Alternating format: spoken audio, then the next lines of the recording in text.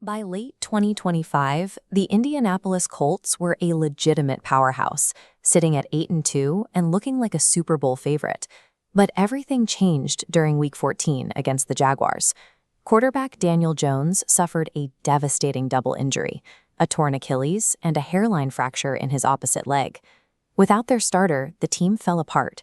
Indianapolis dropped every remaining game on the schedule, finishing the year with a record of 8-9.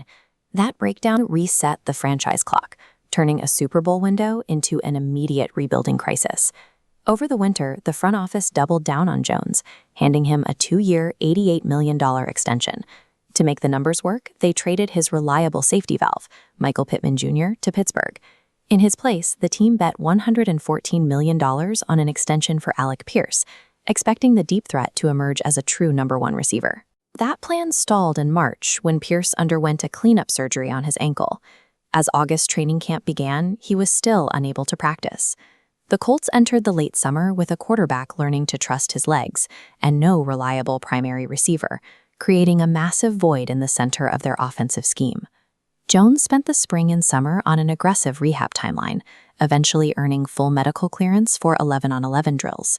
Head coach Shane Steichen praised the effort, describing Jones as a player who practically lived in the training room from early morning until evening. Early reports from camp suggest the work paid off. Jones has looked completely fluid while scrambling, showing no lingering physical limitations from the Achilles tear. But physical health is only half the battle. A mobile quarterback is useless if the roster lacks the specific receiver archetypes required to run the head coach's system. Steichen's offense relies on a yak specialist, a receiver who can win quickly underneath and generate yards after the catch to keep the chains moving. To fill that specific role, the Colts turned to a late August emergency signing, 4-year-old veteran Keenan Allen. The deal is a 1-year, $8.3 million contract designed to provide immediate veteran depth. This chart shows how closely Allen's 2025 production mirrors what the team lost in Pittman. Their reception and yardage totals are nearly identical. Allen's catch radius and route running history allow him to slot directly into the underneath role that Pittman vacated. The front office engineered this signing as a 1-to-1 replacement, providing a proven safety blanket for a quarterback coming off an Achilles tear. The real test arrives in Week 1 against the Baltimore Ravens.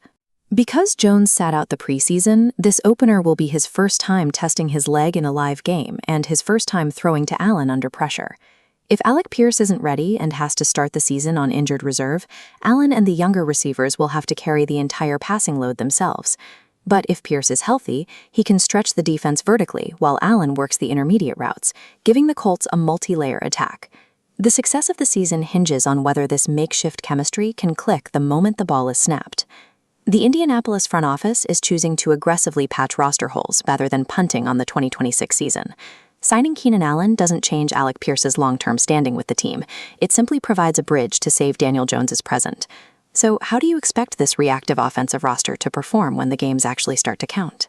The Colts have built their season on a series of reactive roster moves, leaving the success of the entire campaign to rest on whether this final domino falls into place.